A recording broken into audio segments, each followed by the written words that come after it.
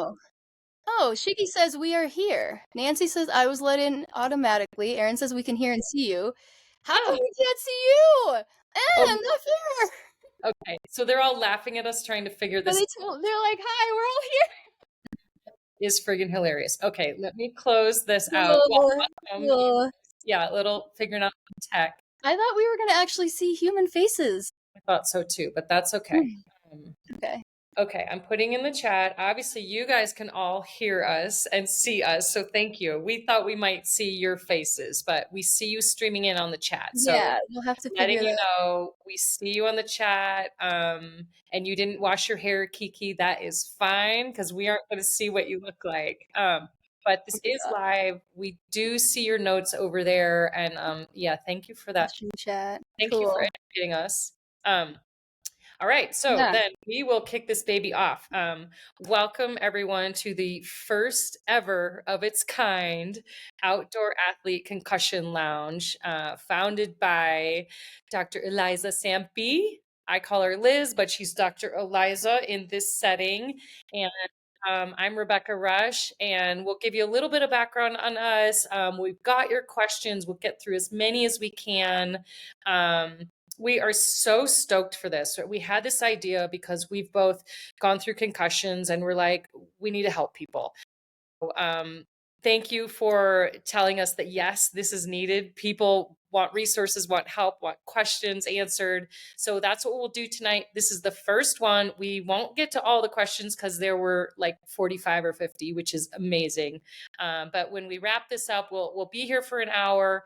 And then we will let you know what's going to be next. Because, like I said, this is a new brainchild, but really with the intention of helping people get better care sooner for concussions. So, Dr. Eliza, do you want to kick off by introducing yourself?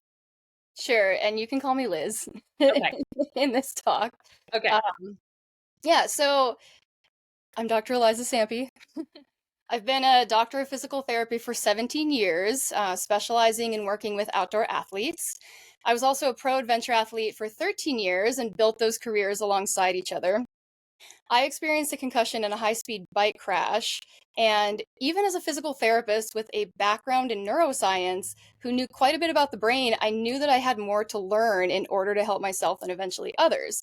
And so I decided to dive into advanced postgraduate training and mentorship in concussion rehabilitation and management. And over the course of 4 years of intense personal experience, research, and training, develop my specialty in concussion care. So now I still do work with outdoor athletes for musculoskeletal things, and I coach performance, but my specialization now at this point in my career is integrative concussion rehabilitation and management. So working on both the rehab piece and on helping people, mentoring people to manage their symptoms with their daily lives, their sports, their activities, all of that. Whew, amazing. We met each other 2 days before I got my concussion, which was a little over 3 years ago. We were at Rome Fest. So I'm Rebecca Rusch. I'm a multi-time world champion, cycling Hall of Famer. I've been an athlete my entire life and have never been injured until about 3 years ago. I've done adventure racing, cycling, rock climbing, all sorts of stuff, but lifelong athlete. I'm also the founder of Rebecca's Private Idaho and the Be Good Foundation and my new podcast, What's the Rush? Which is But so good. thank you. We are here to talk about brains, and 2 days or 2 or 3 days before I hit my head, which was a little November 2021, Liz and I were talking at a bike festival, and she was talking about her concussions and symptoms, and I'd never had one at the time. Fast forward 3+ years later, I had some really long-term symptoms, also from a bike crash, and my symptoms have been prolonged because I didn't get good care in the beginning. And even as a 22-year Red Bull athlete, professional athlete, I kept asking all these places, and they just kept saying, we're working on it, or we don't have a good athlete protocol. You could find a lot of stuff in football and ski racers. And I live in a ski town. And I was actually told, oh, well, you're not on the ski team, so we can't do an MRI because you don't have a baseline. And so there is this part of why we wanted to do this is that outdoor athletes are being underserved in this community. And so we came together because we're like, what do we do? And I went through Liz's intake process with her mentorship, and she looked at all of my past results and kind of took a snapshot of where I am now. And it's like, all right, well, let's help more people. So I come from an experiential place. I don't have official concussion training or medical training. I just have the lived experience of it and all the things I tried and all the roads I went down. And, I did a podcast series on it to talk about it because it really was the hardest 3 years of my life. Some really dark places. And so our goal is to help people move through their symptoms and recover more quickly. So that's a lot of talking. Did I miss anything, Liz, that you want to talk about? I don't think so. I mean, I like how you touched on just, the outdoor athlete population being underserved. So from the practitioner side, when I was going through my specialized training, they were underserved in that world as well. Like all of the examples that are, my faculty and my mentors were talking about were, football, soccer, rugby on one end, and usually, high school and collegiate sports, and then car accidents on the other end. There was no talk about adventure athletes, and even in my clinical mentorships, I've had my own clinical mentors say to me, well, you probably know more about this than I do because I don't treat endurance athletes. And so this is a very underserved population. All of us here are outdoor athletes who have either experienced concussion or know someone who's experienced concussion. And so, we've both seen it from the patient side, and I've seen it from the provider side. And we want to change the fact that y'all are underserved.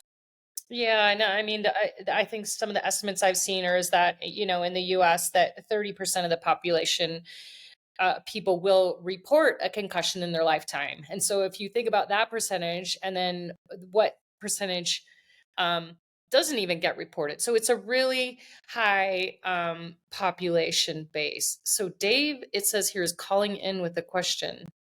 Dave, if you can hear us, use the chat because we're not having everyone's videos up. In with a question? How do you see? Where do you see that? I don't know. I saw a little note pop up. So that's a good point to transition into housekeeping. So we've got all the questions that you submitted. We're going to go through as many as we can tonight.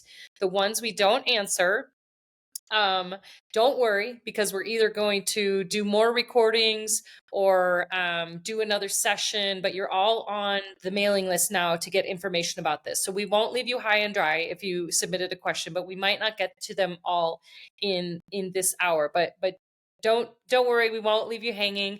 I will also just remind you that there are free resources, and you'll get an email about this as well when we wrap up. There are free resources on Dr. Liz's website and free resources on my website. We'll share those links with you that you can get to right away. And then also, like Dr. Liz said, she is doing mentorship to help people manage their concussion care. So a lot of these questions, there's tons of questions. We can't get to them all, but they're really good. So feel free to put comments in the chats. We will see them. And like I said, if we don't get your question, we will. So, and some of them are a little bit related. So, all right, we'll start with the first one. That's a really quick and easy one. And I love this because it's sort of like myths and facts. There's a lot of misinformation out there. So this first one from Jeanette is, will you please dispel the notion that a concussed person should not sleep after injury? So do we hear you shouldn't sleep after a concussion? Is that like a sort of a myth?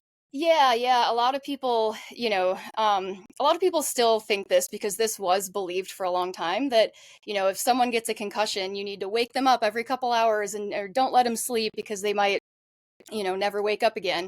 And so that is a myth. Sleep is actually really important after a concussion. It's really important for the brain's healing process. Now, when you don't want someone to sleep is if they potentially have a moderate or severe TBI. And symptoms of that are going to be like having, after the accident, like having a seizure or convulsions, having double vision that doesn't resolve immediately, loss of consciousness for more than a few seconds, weakness or tingling and burning in arms and legs, repeated vomiting, headaches that's getting worse, deteriorating consciousness, basically signs that the person's mental and physical state are going downhill. And then you not only don't want to let them sleep, you want to take them to a hospital, because that's not concussion, that's signs of potentially a moderate or severe TBI.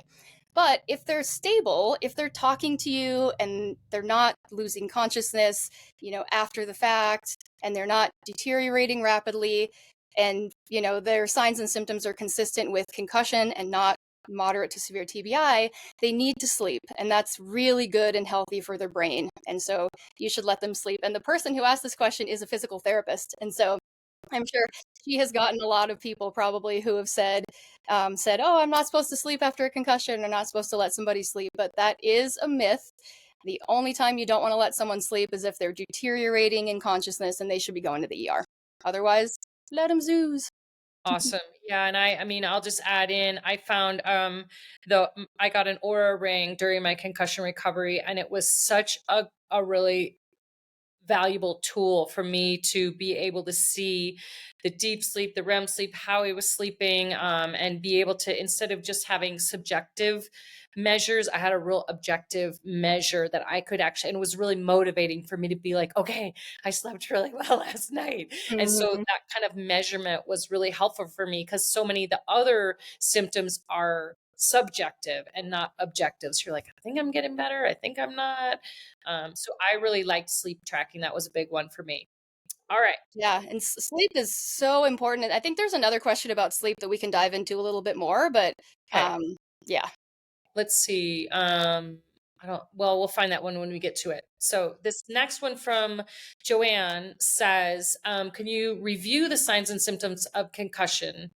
At what point is it not safe to continue the sport? What is the immediate treatment? Is it safe to take Tylenol or ibuprofen, lie down, sit up?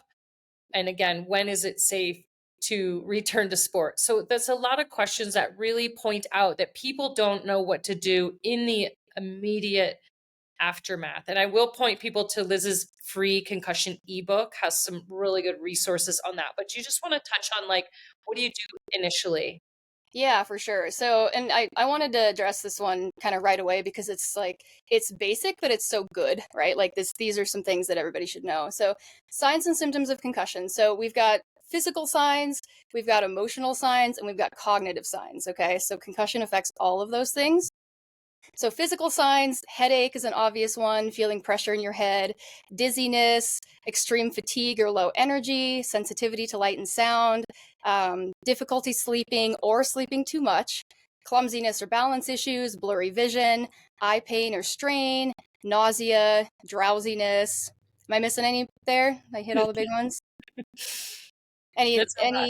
Yeah, that's a lot. I don't think I missed any there. Emotional symptoms. So, irritability is a big one, just, being a lot more irritable than usual. Depression and anxiety are big after concussion. Nervousness, sadness, more easily feeling triggered into any kind of an emotional response. So if you're usually a person who's pretty even keel, and all of a sudden you're finding yourself easily triggered, right? That's a symptom of a concussion after, a big fall or a head injury. Crying for no apparent reason, getting angry for no apparent reason, or really any mood changes out of the ordinary. And then for cognitive symptoms, confusion is a big one, difficulty focusing or concentrating, difficulty remembering, feeling like you're in a fog, feeling mentally slowed down, or feeling like you're not able to keep up with conversations or things you're reading or things you're doing. And then difficulty with executive functioning skills. So almost like extreme ADHD. So like organizing your schedule, coordinating activities in your day that usually aren't a problem for you, that can happen with concussion. And even things such as trying to put together a meal or get dressed, kind of as extreme examples, those are cognitive symptoms of concussion. That, So, a lot of that sounds really familiar. right? I know. Yes. Yes, yes, and yes, all of them. Let's see. Let's leave the sport ones for last on this one. So, is it So safe to take Tylenol or ibuprofen? Let's address that one. So, Tylenol is the best thing to take in the first 48 to 72 hours. Because Tylenol is not going to potentially have anything to do with bleeding, right? It's not going to thin the blood at all. And so, if there is any even tiny little remote small possibility of a brain bleed, which, I mean, there could be, um, Tylenol is better than ibuprofen. After the first 72 hours, you're going to know if there's a brain bleed or not. And if there is, you're going to be in the hospital because you're going to be deteriorating, right? So after the first 72 hours, it's generally pretty safe to take ibuprofen or things like that. That being said, those things do delay healing. And so, immediately after the brain injury, and really for the first month, which is when the actual structural brain is healing over the first 4 to 6 weeks, you want to try to minimize taking things like that because you want to give the brain its best chance of healing. So that's how I feel about that one. There's some water. Awesome. That is Okay. really good input. I think there's some stuff down later, some other questions we'll get to that talk about supplementation and other things you can do to support your brain. But yeah, all right. And the Yeah, return to play, we will address that a little bit later too. yeah. Oh, and then immediate treatment. Yeah. So that one. So first 48 hours is supposed to be relative rest. Now, relative rest doesn't mean go lay in a dark room, right? Like, Rebecca, I think you probably heard that from somebody. Those are still, that's still a rumor that, that, people were taught that in medical school a million years ago, and they still think that's true. It's not, right? So the first 48 hours is relative rest. Walk around your house, walk around your yard, just light activity. Light cognitive activity is okay, but try to avoid like undue emotional stress or a lot of cognitive activity or physical activity because you do want to be resting quite a bit in that first 48 hours. And then after that, you can start to gradually return to light exercise and life duties.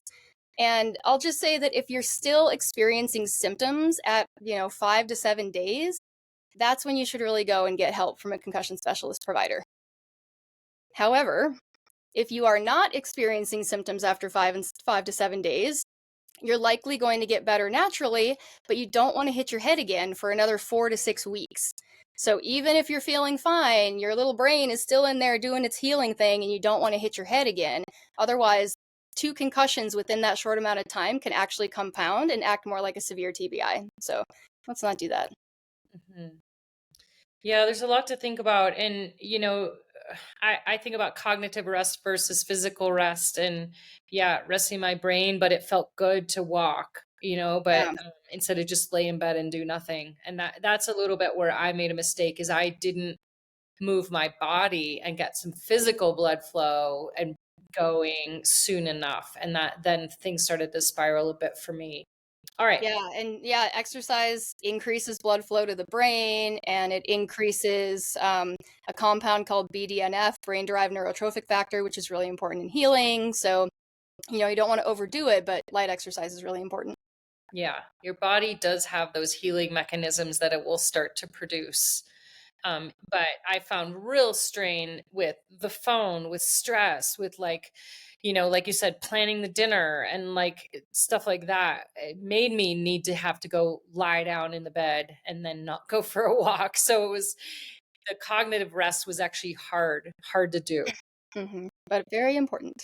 Super important. Yeah, that was definitely a big mistake I made. All right. So let's see. This question is from Monica and says a person races bikes, has crashed in training and races, claims no symptoms, therefore no concussion. Is that possible?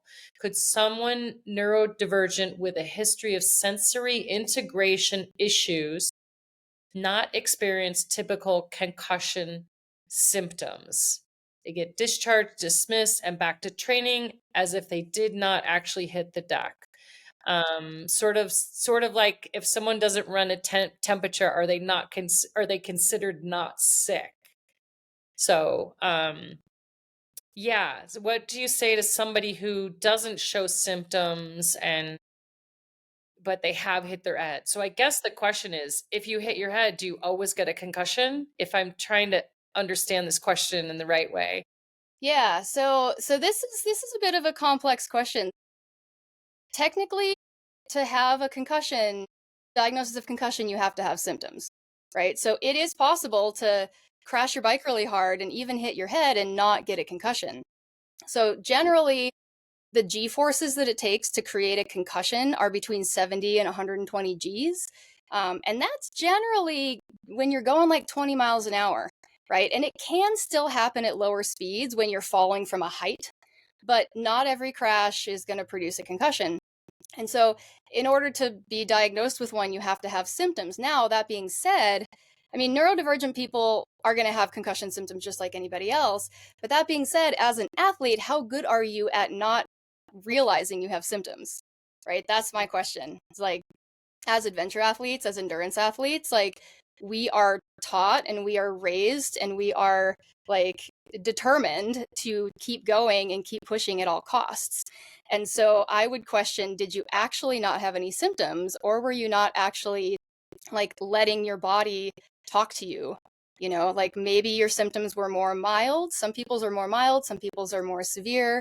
And, you know, if you truly feel like you didn't have any symptoms at all, you know, right after the accident or days later. So sometimes it takes a few days for symptoms to come up. And that's why, you know, a lot of times when you go to the emergency room initially, you get a brain scan. Concussion does not show up on MRI or CT scan. It's an injury to the cells of the brain. And so you can't see that on traditional imaging in an ER. But they will tell you, oh, your scan is fine. You're not having any symptoms. You're fine. Go home and do your thing, right? If you go right away, though, you might still have that adrenaline pumping.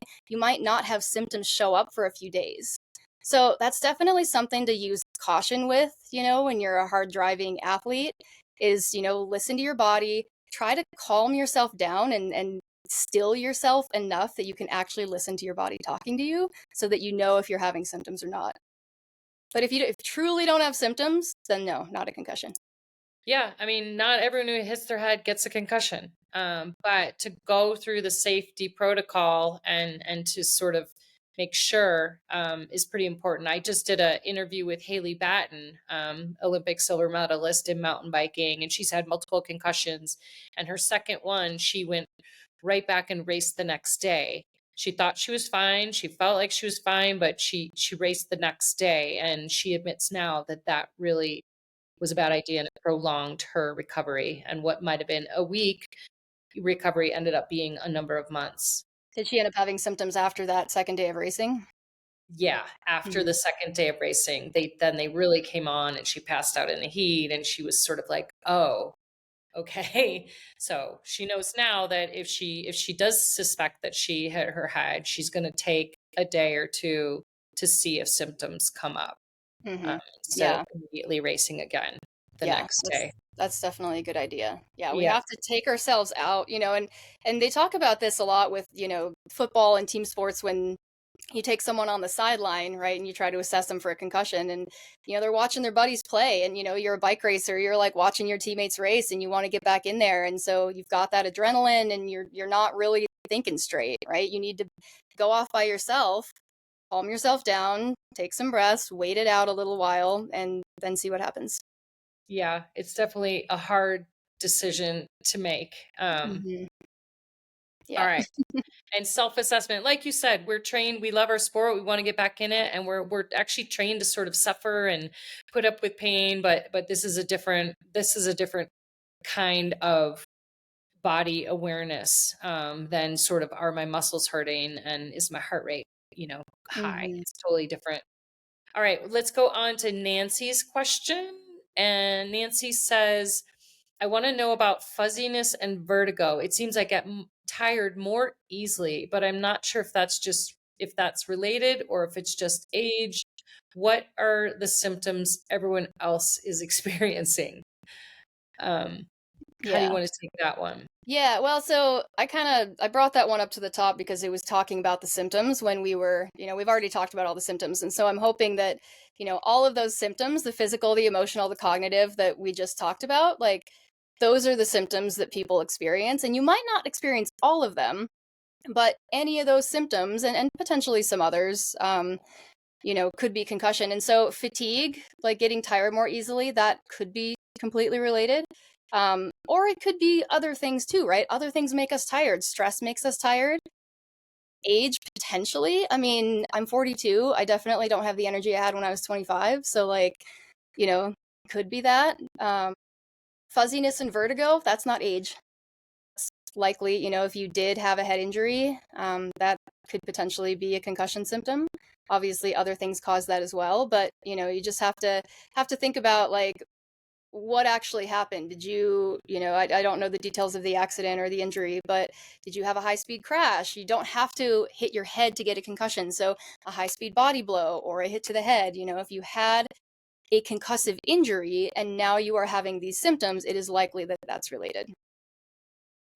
I think while we're on symptoms, I just kind of was something I learned in my sort of journey, and then also through my intake with you, Liz, is that there are different sort of families of symptoms, whether they're vestibular, ocular. There's like I think seven. Is that right? This sort of like Hmm. Yeah, the areas. 7 different, areas, of concussion Yeah, and symptoms that are impacted. so what, like for me, it was sort of like I have headaches, I just need to wait for them to go away, or I need to sleep more or whatever.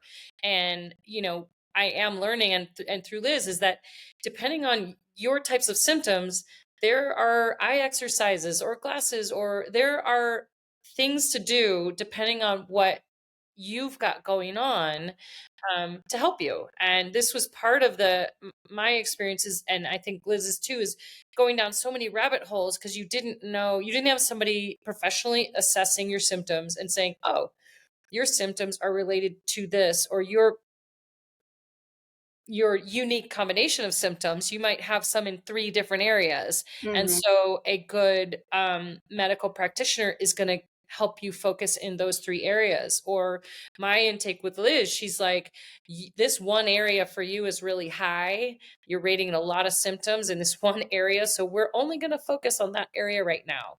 And so kind of the dizziness and vertigo and getting tired more easily, I think a lot of it is symptom related, but it's also overload of just Hmm. my nervous system, and my brain is so tired from trying to navigate this thing and trying to live my life and trying to do my job, and we live on screens all day. So much of it, I find with me now, is I'm more aware of the triggers that put me into overload that then bring my symptoms on. Hmm. And so, we can talk about treatments, but I can't say enough about they stack on top of each other, but each set of symptoms has treatable options instead of just like waiting for it to go away, which is kind of what I I did. Anything to Yeah. add there?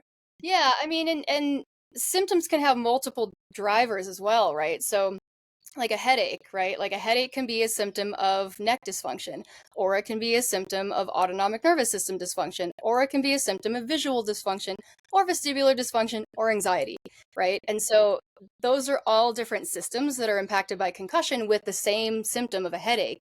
And so with a skilled concussion literate provider, they help you to figure out what's actually causing the headache, what one thing or two things or whatever, it could be all of the things, right? So yeah, symptoms can be tricky, and that's why it's important to work with a skilled provider. And I also want to touch on what you just said about the overload. That is so important. So the nervous system is the most important thing for having a stable baseline, because if our nervous system at baseline is dysregulated, we're not going to be able to do efficient or effective rehab, right? Like, I'm not going to give someone a bunch of visual exercises if their nervous system is totally dysregulated. And so, you know, taking a step back, not overloading yourself, taking breaks, things like that, like super, super important.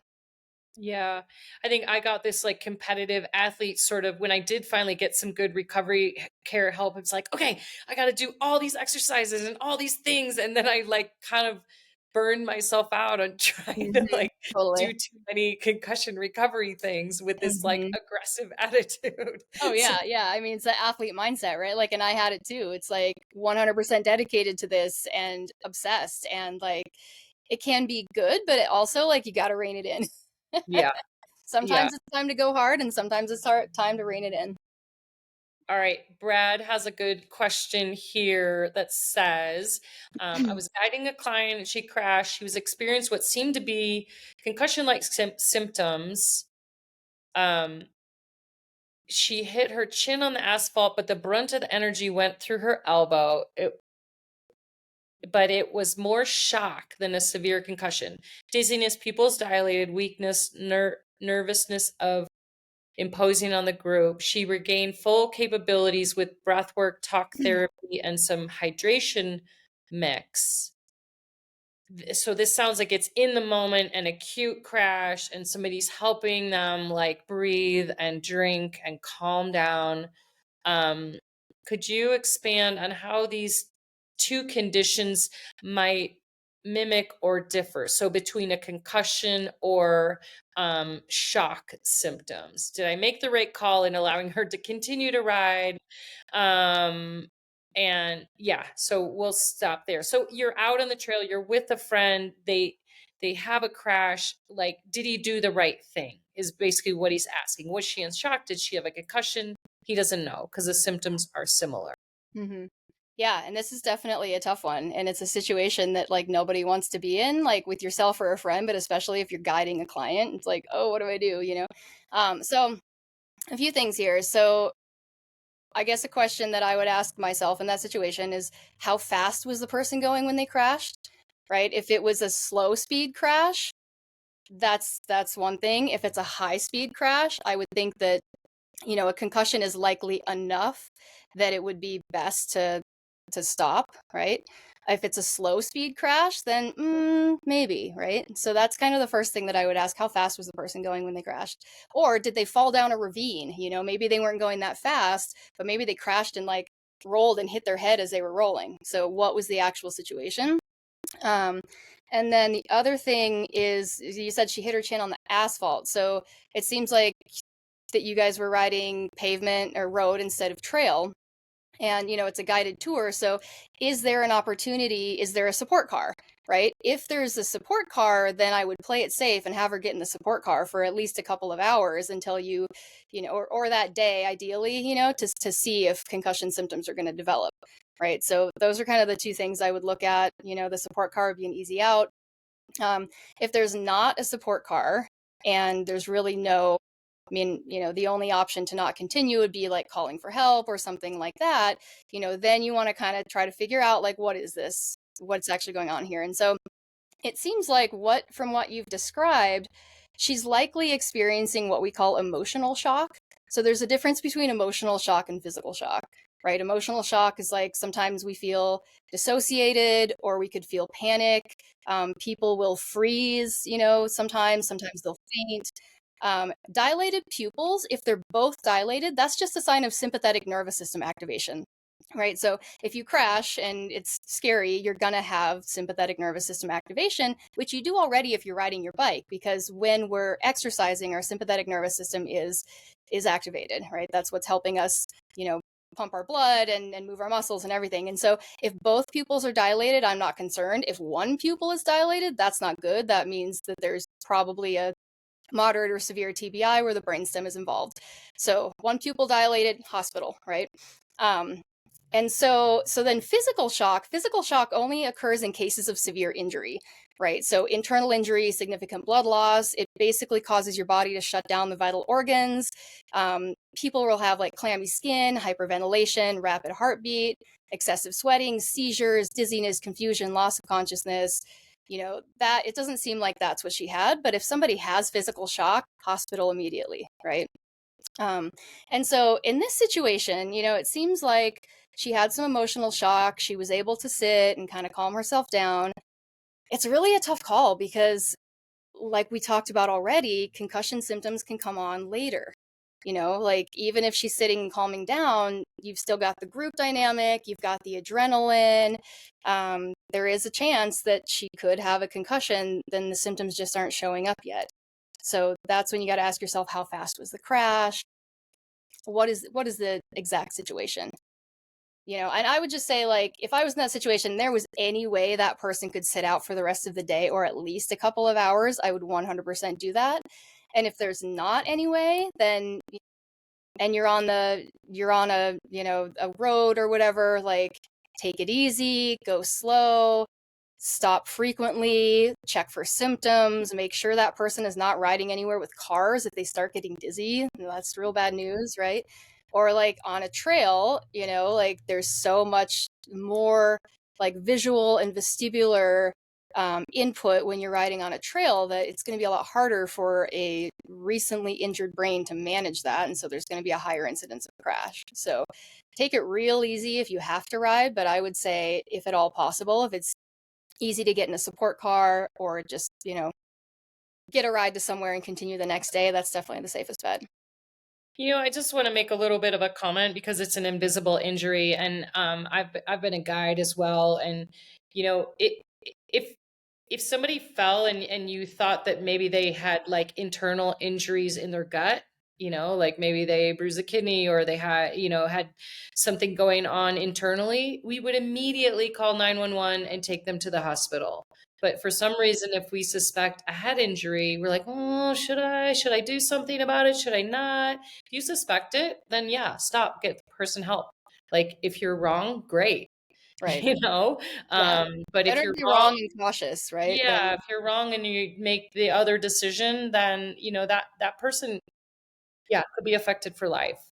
So Liz, there is a question in the chat. You've mentioned high speed versus low speed a number of times. What, like, miles per hour or kilometers per hour do you consider high versus low when people are kind of making those evaluations? Yeah, that's a tough one for sure. I mean, if you're, and I don't know miles per hour, not necessarily, but like, I think about it like if you're going downhill, right, and you're cruising pretty fast, like that's high speed.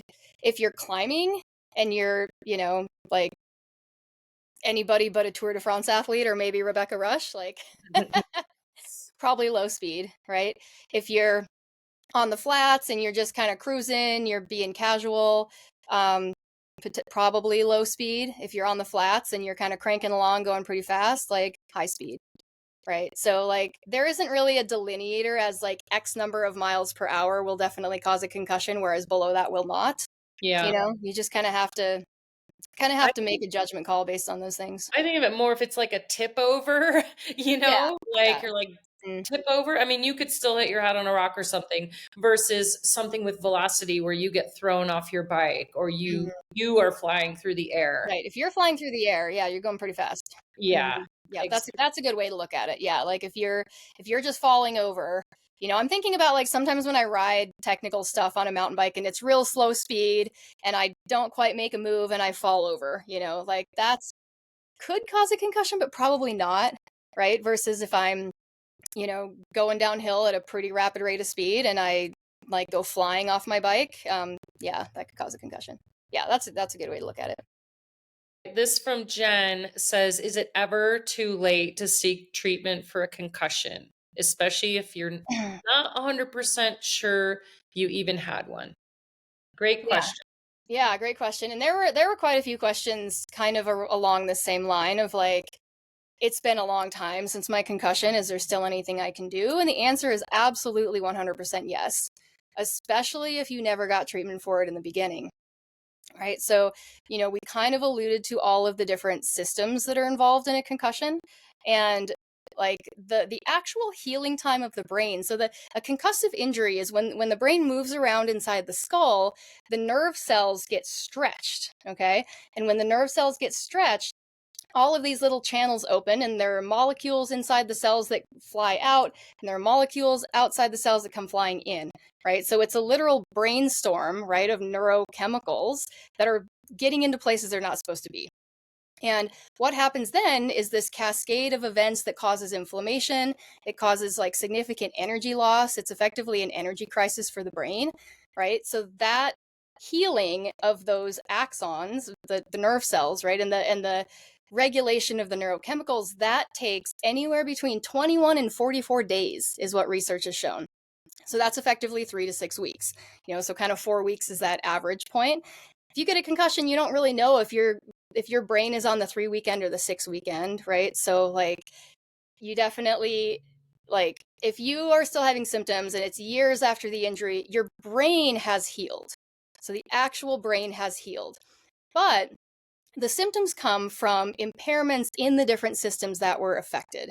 So our visual system, our vestibular system, our cervical spine, we call it the affective system. So that's like emotions, cognition, our autonomic nervous system. So all of these systems that are impacted by the brain injury, sometimes they don't heal properly without rehabilitation, right? So it's kind of like if you break your leg and your bone heals, but you still have all of these impairments because you've been walking weird when you had a broken leg. right? Like those are still going to continue to bug you for years and years until you actually like effectively rehabilitate them. It's the same thing with the systems of the brain. So if it's been more than, 4 to 6 weeks since your concussion, your brain actually is healed, but you have these other systems that are still dysfunctional even months or years later. So if you've never had treatment for all of those systems, you can 100% still get treatment even 10 plus years out, and it will make a difference. So that's, kind of the long answer to the short answer of like, yes, there's absolutely something you can do. And, kind of with Jen's question, I think she said, even if you're not 100% sure you had a concussion, you don't have to be 100% sure. If you're having symptoms like that, you can go get checked out and, have all of those systems assessed Yeah. and treated. Yeah. Yeah. Sort of doesn't really matter what caused the symptoms. If you're having them and you can get treatment for them, Mm-hmm. then do it. I love the way that you explained that, like the broken leg. I think of then all the other stuff. The bone is healed, but then you still have tendons and muscles and all those, the vascular system and all those other things around the bone that Mm-hmm. still need work and can do rehab and can like grow and heal. Like it's cool to Mm-hmm. think about the brain structure in that way, because I think everyone can understand that. Right, right. Yeah. I mean, I guess I was going to say everyone's broken a bone. Not everyone's broken a bone, but everyone knows about a broken bone, right? And it's very similar with the concussion, where the Mhm. brain is healed, but there are other structures that are Yeah. adjacent that are involved that, are a result of that concussion, but are still impaired when the brain itself is actually healed. So this is next question is really is basically is very similar. I want to hear what I can do to heal a brain injury more than a decade after it occurred. Never diagnosed, never treated. I kept training and racing. I've suffered many side effects over the years. Memory, zero to low tolerance to mild bonks in the head, etc. So, I mean, it is kind of the same question of Mhm. what to do now. So, what would somebody who never was treated, assessed, diagnosed 10 years later, how would they begin dealing with these symptoms and getting assessed? Yeah, so I would Besides see. hiring you, first of all. Right. Me or someone like me, like find a concussion specialist provider who works in an integrative way and can look at all of those systems, right? So some people say that they treat concussion, but they only treat one aspect of Yeah, concussion. And there are I certainly, totally had that. yeah, you've experienced that, right? And there are a lot of physical therapists out there that think that concussion therapy is vestibular therapy, and vestibular therapy is concussion therapy. It's not. Vestibular therapy is one component of concussion therapy, but there's all these other systems, right? So like make sure when you get assessed by a concussion specialist that they are well versed in assessing the autonomic nervous system, the metabolic system, the cervical spine, the eyes, the oculomotor and visual system, the vestibular system, the affective, the emotional and cognitive components, right? It doesn't mean that one person is going to literally treat everything, although ideally they will treat several of those things and maybe refer out for a couple of pieces, but they need to be literate in assessing all of those things to help you figure out what are the main root drivers of your symptoms. And either like if I'm that person, like yes, this is in my scope of practice, or I think that you need to go see this person for this specific thing, right? So that's the first step, is to find a concussion specialist provider that has the ability to assess all of the systems and help give you clarity on next steps. I had such a hard time with that, and quite honestly, I was picking and choosing like little fruits off different trees, and it was it I nobody was piecing it all together for me, and that was a big problem. I got one great, concussion specialist who finally got a clean MRI and got new eyeglasses and like a couple of the things, and then I was sort of sent home and said I'm okay, and I just started crying. I'm like, well, what's wrong with me then? Am I crazy? If Mm-hmm. like my brain is healed, and that's where I saw someone put in the comments, I kept getting or prescribed antidepressants that I didn't take and didn't want to take. And so I was getting some professional concussion care, but it wasn't the whole picture of all of the things. And I really think that that is hard to find, but it's great that you're doing this stuff, Liz, because putting the puzzle together, and I'm still in it. Liz is helping me because I haven't ever had like someone at the hub of the wheel to be like, okay, this, and I was just trying to manage it all myself, and it's damn hard. Yeah. Um, Yeah, it's frustrating. Yeah, and for when I had my big concussion before I was a concussion specialist, I knew some things about concussions and I was able to rehabilitate myself more than someone who's not a PT, but like I didn't realize how much it could affect you cognitively. And I had days where I would be trying to get dressed and I would put my shoes and socks on and look down at my body and know there was something wrong, but I couldn't figure out what was going on and then finally realized that I wasn't wearing pants. And then having to try to figure out, okay, here's these pants. I know they go here. How do I get them on my body, right? Like mine was that bad in the beginning. And I thought I was crazy too. And I was like, this, I got a little bonk to the head on a bike crash. I mean, yes, it was 25 miles an hour, but like, how can I not put my pants on, right? So, like, even I was like that in the beginning of like, why is this happening to me? What does this all mean? So like having someone to kind of help, like Rebecca said, be the hub, that's so crucial.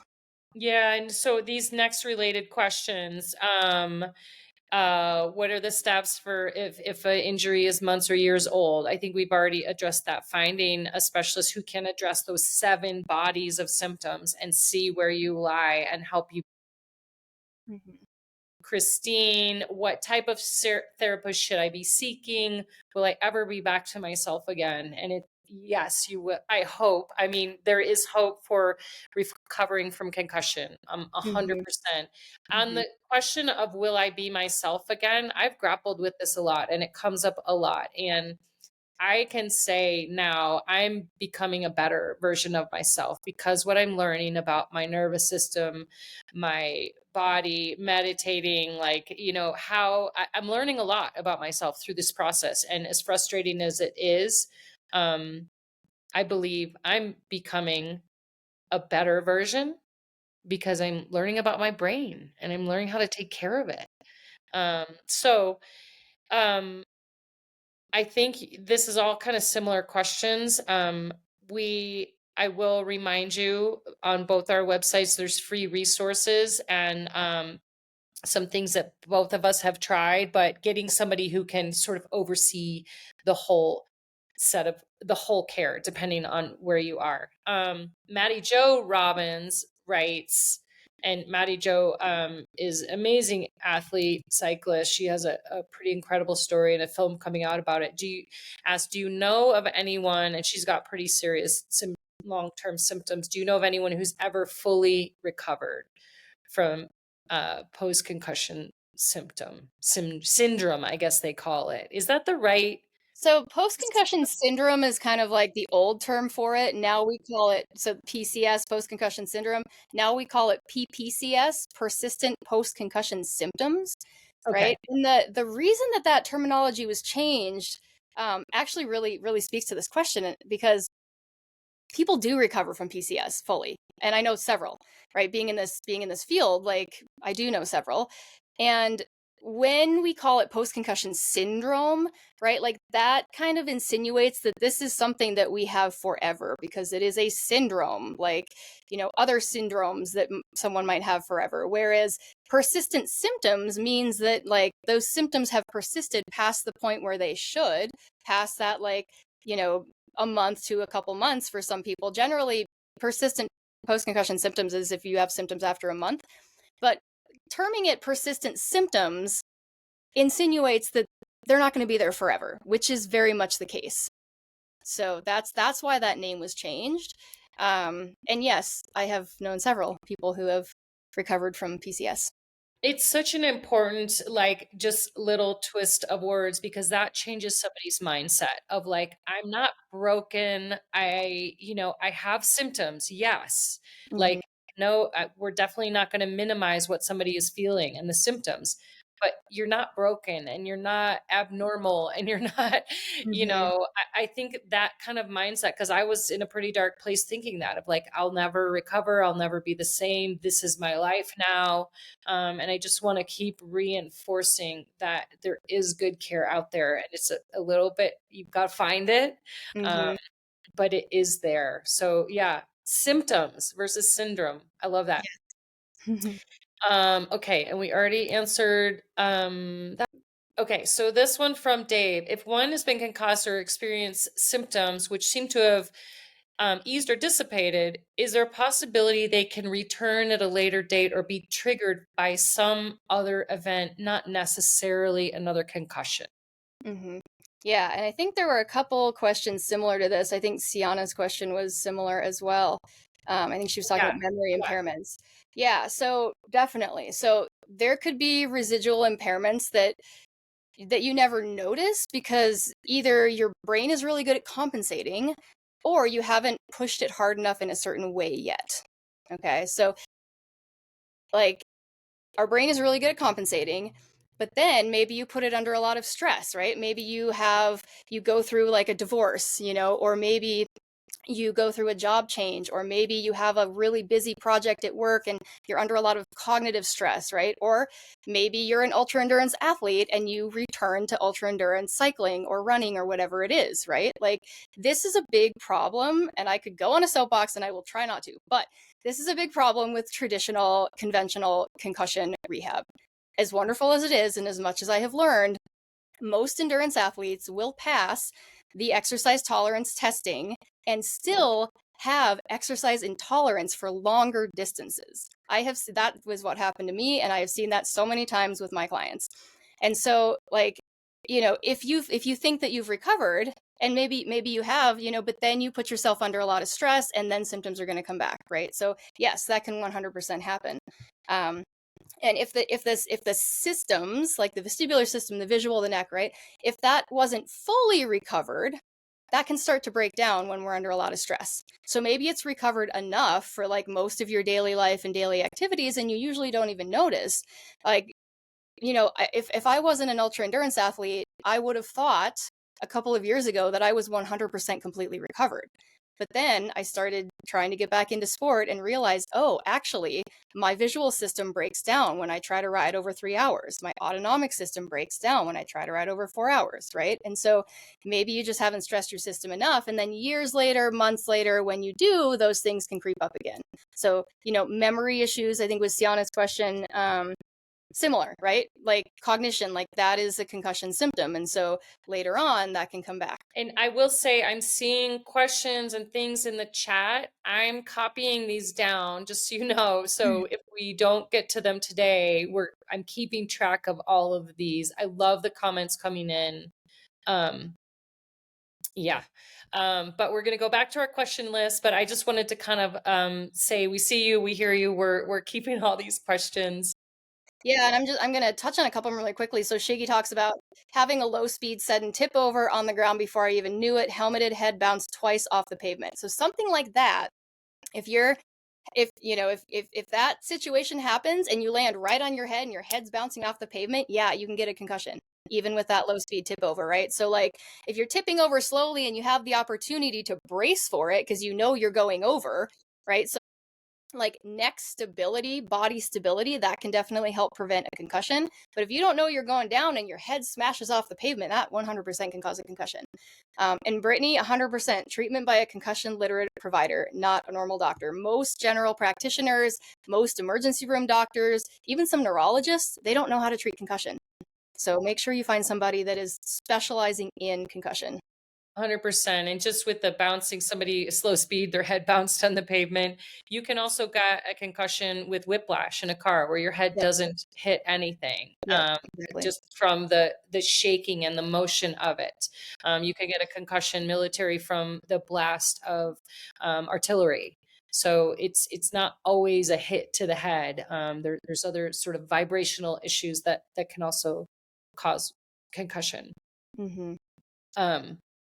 All right, should we go back to the questions? This one, Amy asked about supplements. So this is kind of one of those pretty researched areas. So tell us about supplements. Yeah, so if you can drop, I actually jotted these down. If you can drop this in the chat. Okay. Yep. So yeah, there's been a lot of research on supplements, and there are 6 right now that are really well supported in the research. There's several others, right, that have some research, but kind of the main 6 that are really well supported are creatine monohydrate, that would be number 1. And that's 20 grams a day in the first 3 to 4 weeks post concussion. So creatine helps the brain regulate its energy stores, and it helps the brain start to reproduce the ATP. What Sorry, I happened? put that note up. I didn't mean to do that. Oh, Okay. how funny. I was like, Reba's face went away. No. Yeah, so in that period, that 4 week period where your brain is trying to rebuild its energy stores, creatine monohydrate at 20 grams a day will help. A lot of people's stomachs have a hard time with that, so you might have to start at like 5 grams and then build your way up. Prophylactically, we recommend creatine for contact sport athletes at a 5 to 10 gram per day.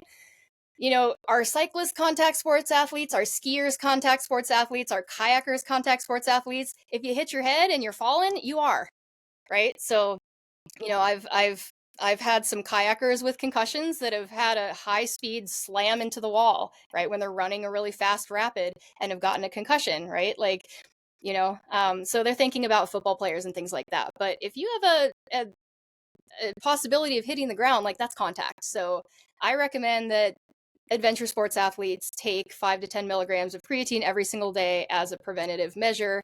It's not going to prevent a concussion, but if you do get a concussion, it's going to help your brain replenish those ATP stores faster. That's the first one. Omega-3 fatty acids, whichever supplement you choose, should have between 1 to 3 grams of EPA in it. So a lot of supplements don't have enough EPA. They always have enough DHA. You don't need as much DHA, but make sure the supplement has 1 to 3 grams of EPA in the fatty acid supplement. That's usually a fish oil. There's other things for vegans. Magnesium threonate or glycinate. Those are the two forms that cross the blood-brain barrier. So it's really important that if you're taking magnesium, you're taking one of those two forms. That's 400 milligrams a day. Riboflavin, that one is really good for post-concussion headaches. That's been shown in research to really help manage headaches.